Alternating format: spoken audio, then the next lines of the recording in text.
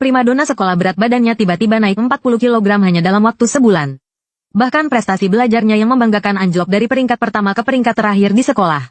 Untuk keluar dari kesulitan ini, gadis itu berolahraga mati-matian dan belajar dengan giat setiap hari. Tapi hasilnya, semakin ia berolahraga semakin gemuk, semakin belajar semakin buruk nilainya tanpa ia sadari. Kakaknya telah mengikatkan sistem pertukaran pada dirinya selama gadis itu berusaha menurunkan berat badan. Gadis licik itu akan menjadi semakin kurus sementara hasil dari gadis licik yang makan banyak setiap hari akan terlihat pada tubuh gadis itu. Namun hingga kini, gadis itu masih belum menyadari apapun. Selama ini, kakaknya mencoba segala cara untuk membantunya diet. Mulai dari kartu keanggotaan gym, kelas privat, hingga makanan diet. Semuanya sudah dicoba, gadis itu masih mengira kakaknya melakukan semua ini tulus demi kebaikannya. Setiap kali dia hendak menyerah, kakaknya akan mengawasinya dengan ketat. Kak, maaf, tapi aku benar-benar lelah dan lapar. Tetap tidak boleh. Target dietmu hari ini belum tercapai, cepat bangun. Lari 2 putaran di lapangan ini. Aku akan mengawasimu. Setelah berkata begitu, kakaknya menarik gadis itu keluar untuk lanjut berolahraga. Tapi saat ini, suara aneh terdengar di telinga gadis itu. Kasihan sekali dia. Dijual oleh kakaknya sendiri tapi masih berterima kasih, Kak. Siapa yang bicara? Gadis itu buru-buru bertanya pada kakaknya apakah dia mendengar suara apapun. Tapi kakaknya mengira gadis itu hanya mencari alasan untuk bermalas-malasan. Melihat reaksi kakaknya, gadis itu sadar bahwa hanya dia yang bisa mendengar suara itu. Saat dia bertanya-tanya apa yang sebenarnya terjadi, suara aneh itu terdengar lagi. Kapan Lu Qing akan sadar bahwa Lu Yu telah mengikatkan sistem pertukaran berat badan pada dirinya dan Chen Sisi? Semakin Lu Qing diet, Chen Sisi akan semakin kurus. Dan akibat dari Chen Sisi yang makan sembarangan, akan menimpa tubuh Lu Qing juga. Inilah alasan sebenarnya Lu Yu mati-matian menyuruh Lu Qing dietah. Ternyata gadis licik itu adalah siswi miskin yang dibiayai oleh gadis ini, dan juga orang yang sedang dikejar oleh kakaknya sekarang. Gadis itu berpikir, dirinya tiba-tiba menjadi gemuk sepertinya terjadi setelah bertemu dengan gadis licik itu.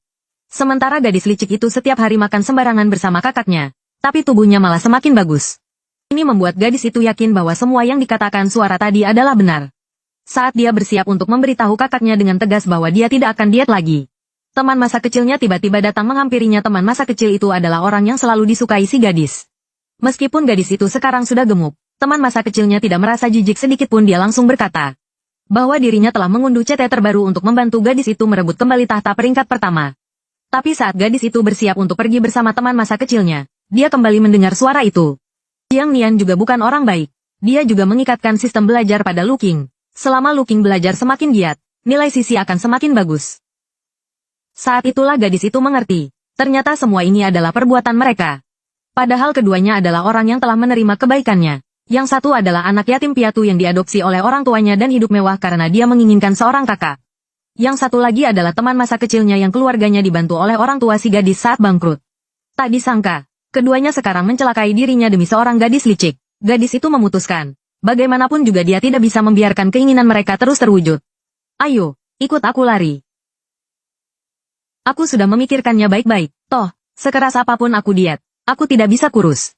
Jadi, aku memutuskan untuk tidak diet lagi. Kamu sudah segemuk ini dan masih mau malas-malasan? Dulu waktu SMA kamu itu primadona sekolah, apa kamu tidak punya rasa malu sedikit pun?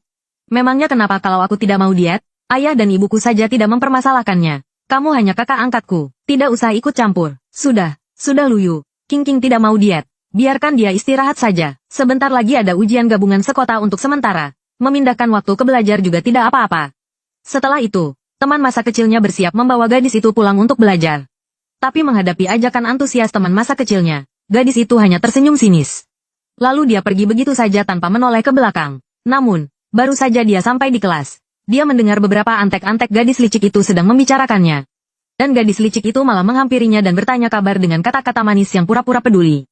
Aku dengar kemarin kamu pingsan karena diet. Aku khawatir sekali, sebenarnya gemuk sedikit itu tidak apa-apa. Jangan terlalu pedulikan penampilan, kecantikan dari dalam itu lebih penting. Melihat wajah munafik gadis licik itu, gadis ini hanya merasa muak. Dulu karena khawatir dia terlalu kesepian, dia mengenalkan kakak dan teman masa kecilnya kepadanya. Tak disangka, gadis licik ini ternyata serigala berbulu domba yang tidak tahu berterima kasih. Sekarang dia bahkan menghasut teman-teman sekelas untuk merundungnya secara verbal. Kalau begitu, gadis itu pun berkata akan menuruti kata-kata si gadis licik dan tidak akan diet lagi. Mendengar gadis itu berkata begitu, si gadis licik langsung panik. Qing, teman-teman semua tidak punya niat jahat, kamu harus tetap semangat diet ya. Jangan hanya karena beberapa patah kata dari mereka, kamu jadi putus asa.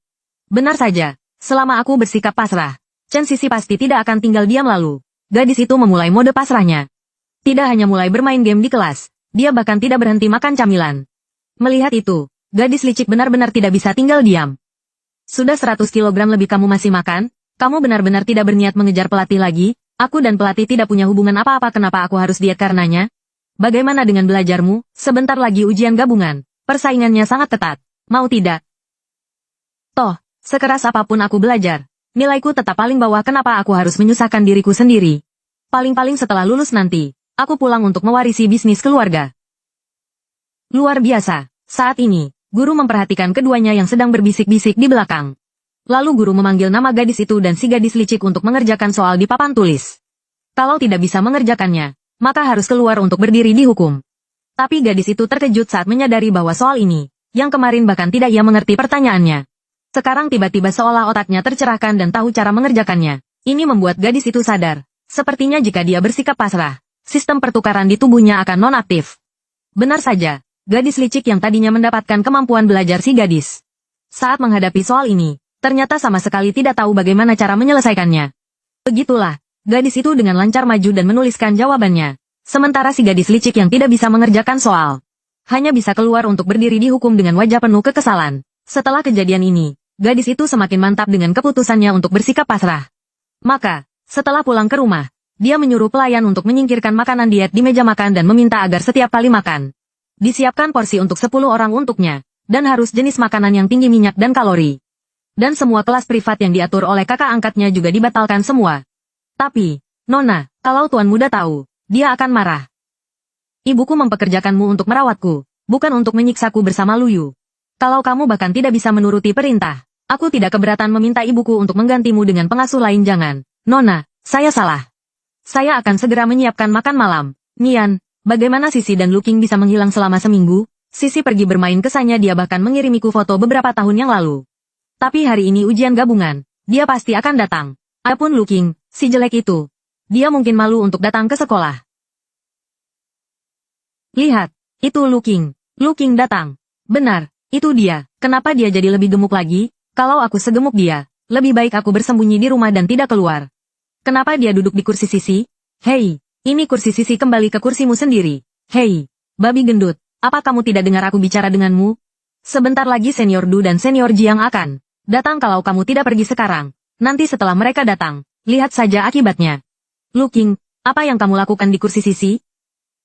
Seminggu tidak bertemu, kamu jadi lebih gemuk lagi. Pantas saja pakai masker, rupanya kamu merasa dirimu jelek sampai tidak berani memperlihatkan wajahmu. Ya, dulu tidak mau diet baik-baik, sekarang pakai masker apa gunanya? Lepaskan. Siapa yang sedang kau ganggu? Wow, akulah Luking.